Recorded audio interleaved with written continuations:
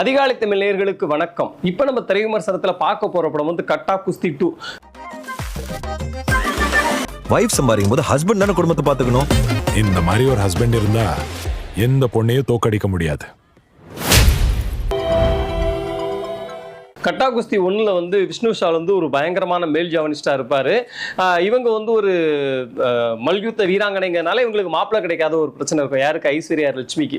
சரி, அதனால் ஏதோ சமரசங்கள் பண்ணி 2 பேர் இல்லற வாழ்க்கையில் இணைவாங்க. அப்புறம் அதுக்கப்புறம் அவங்களுக்குள்ள ஒரு ஈகோ ரிவல்ரி எல்லாம் உருவாகி ஒரு மாதிரி போய் அந்த படம் வந்து ஒரு பயங்கர காமெடியாக கலகலப்பாக முடிஞ்சிருக்கும். அதே மாதிரி தான் இந்த படத்தில். ஆனால் இது ஆரம்பிக்கும் போது கொஞ்சம் சின்சியராகவும் சீரியஸாகவும் ஆரம்பிக்குது.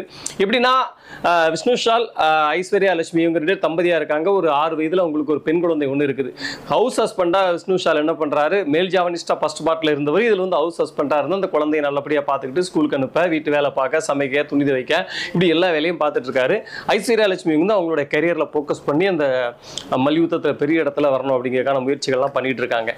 இதனால ஐஸ்வர்யா லட்சுமி மேல பொறாமை கொண்ட அவருடைய கோச் வந்து ஒரு இல்லீகலான வேலையை ஒன்று பார்க்குறாரு. யார் மூலமா? விஷ்ணு விஷால் மூலமா. அது விஷ்ணு விஷாலுக்கே தெரியாது. இங்கதான் ட்விஸ்ட். அப்போ ஒரு கட்டத்தில் இது வந்து உண்மை தெரிய வரும்போது ஐஸ்வர்யா லட்சுமி என்ன நினைச்சிடறாங்க, ஆம்பளைன்ற ஈகோவில் நீ என்ன இப்படி பண்ணிட்டேன்னு சொல்லி டிவோர்ஸ் நோக்கி போறாங்க. இணைந்தவர்கள் மறுபடியும் ஒன்றிணைந்தார்களா? அந்த மல்யுத்தத்தில் ஐஸ்வர்யா லட்சுமி சாதிச்சாரா? அந்த கோச் பண்ண அயோக்கியத்தனத்தை விஷ்ணு விஷால் கண்டுபிடிச்சு தண்டிச்சாரா? அப்படி என்பதுதான் இந்த படத்துடைய கதை. விஷ்ணு விஷால் வந்து முக்கியமா அந்த மீனு அப்படின்னு சொல்லிட்டு படத்துல வந்து ஒரு மிஸ் வர்றாங்க. அந்த மிஸ்ஸிட்ட வலியக்கூடிய காட்சிகள் அடடாடா எல்லா ஆண்களையும் அப்படி தனக்குள்ள வச்சிருக்காரு அப்படின்ற மாதிரி நமக்கு தோணுச்சுது. ஆண்களுடைய ஒரு பிரதிபலிப்பா அந்த இடத்துல இருந்தாரு.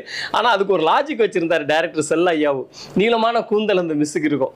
ஏன்னா அவருக்கு வந்து நீளமான கூந்தல் இருக்க பெண்கள் பிடிக்குங்கிறத ஃபர்ஸ்ட் பார்ட்லேயே நமக்கு ரிஜிஸ்டர் பண்ணியிருந்தாங்க. அது சூப்பராக ஒர்க் அவுட் ஆயிருந்துச்சு. செம்மையாக நடிச்சிருந்தார் அந்த மாதிரி இடங்கள்ல. எல்லா இடத்துலையுமே விஷ்ணு விஷாலை குறையே சொல்ல முடியாது. கணவனா, அப்பாவா, சும்மா ஒரு ஆக்ரோஷமான ஆளா பின்னி எடுத்திருந்தாரு. கொஞ்ச நேரமே வந்தால் கூட கருணாஸ் வந்து இன்டர்வலுக்கு பிறகு நிறைய இடத்துல காமெடி சீக்வன்ஸ் அவர் கையில் எடுத்துக்கிறாரு. அட்டகாசமாக பண்ணியிருந்தாரு. அதே மாதிரி முனிஸ்காந்த சொல்லலாம். காளி வெங்கட்டண்ணன் சின்ன சின்ன இடத்துல கூட அழகாக ஸ்கோர் பண்ணிட்டு இருந்தாரு. ஐஸ்வர்யா லட்சுமி வழக்கம் போல அதகலம் பண்ணியிருக்காங்க. இதுல ஆக்ஷன், எமோஷனல் எல்லாத்துலேயுமே சூப்பராக ஸ்கோர் பண்ணாங்க. நிறைய காட்சிகளை இவங்க எல்லாரையும் தூக்கி சாப்பிட்ற மாதிரி அந்த குட்டி பொண்ணு நடிச்சிருக்கு. விஷ்ணு விஷால் மகளாக நடித்தவங்க அட்டகாசமான நடிப்பு. ஒரு குழந்தைகிட்ட இருந்து இவ்வளோ ஒரு நல்ல நடிப்பை வாங்க முடியும்னா டேரக்டர் எவ்வளோ பெரிய உழைப்பை போட்டிருக்கணும் அப்படிங்கிறத நம்ம வந்து புரிஞ்சிக்க முடிஞ்சுது.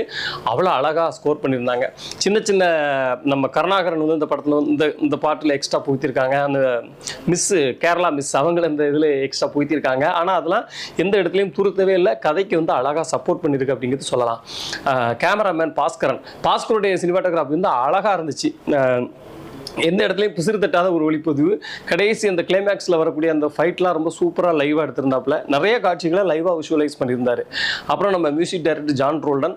பாடல்களும் சரி, பின்னணிசையும் சரி, எந்த இடத்துலையும் கதைக்கு வந்து அவையா இல்லை. கதைக்கு ரொம்ப சப்போர்ட் பண்ணியிருக்கு. ரொம்ப சரியான ஒரு பேக்ரவுண்ட் ஸ்கோர் வந்து அவர் கொடுத்துருந்தார். செல்லையாவோட ரைட்டிங் பொறுத்த வரைக்கும் எனக்கு பர்சனலாக அந்த படத்தில் பிடிச்சது என்னென்னா, அதாவது ஒரு சின்ன குட்டியான ஒரு லீடு டைலாக் வந்து ஃபர்ஸ்ட் இடத்துல ஒரு வச்சுட்டு அந்த டைலாக் கூட மதிப்பு கொடுத்து கடைசியில் அதை லிங்க் பண்ண விதம்லாம் ரொம்ப நல்லா இருந்துச்சு.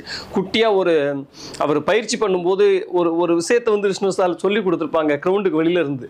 அந்த விஷயத்தை கிளைமேக்ஸில் கொண்டாந்து கனெக்ட் பண்ண விதமாக இருக்கட்டும், குட்டி குட்டி ஐடியாக்களெல்லாம் சூப்பராக கொண்டு வந்து ஒன்றிணைத்த விதம் வந்து ரொம்ப நல்லா இருந்துச்சு. ஒரு சில காட்சிகள் கொஞ்சம் அவையாக இருந்த மாதிரி தெரிஞ்சுது ஃபர்ஸ்ட் ஹாஃபில். ஆனால் இருந்தால் கூட அதை வந்து செகண்ட் ஹாஃபில் கரெக்டாக நிவர்த்தி பண்ணி கொலாச் பண்ண விதம் அருமையாக இருந்துச்சு. ஃபர்ஸ்ட் ஹாஃப் பொறுத்த வரைக்கும் கொஞ்சம் காமெடி கம்மியாக இருந்த மாதிரி ஒரு ஃபீல் இருந்துச்சு. ஆனால் செகண்ட் ஹாஃபில் அந்த கெஸ்ட் ரோலில் ரம்யா கிருஷ்ணன் வரும்போதும் சரி, யோகி பாபு வரும்போதும் சரி, தியேட்டர் அள்ளு சில்லு பண்ணிடுச்சு. கிளைமேக்ஸ் இதுதான் அப்படின்னு நம்ம யூகிக்க முடிஞ்சா கூட அது வரைக்கும் நம்மளை ரொம்ப என்கேஜிங்காக நகர்த்திட்டு போன விதம் வந்து ரொம்ப அழகாக இருந்தது.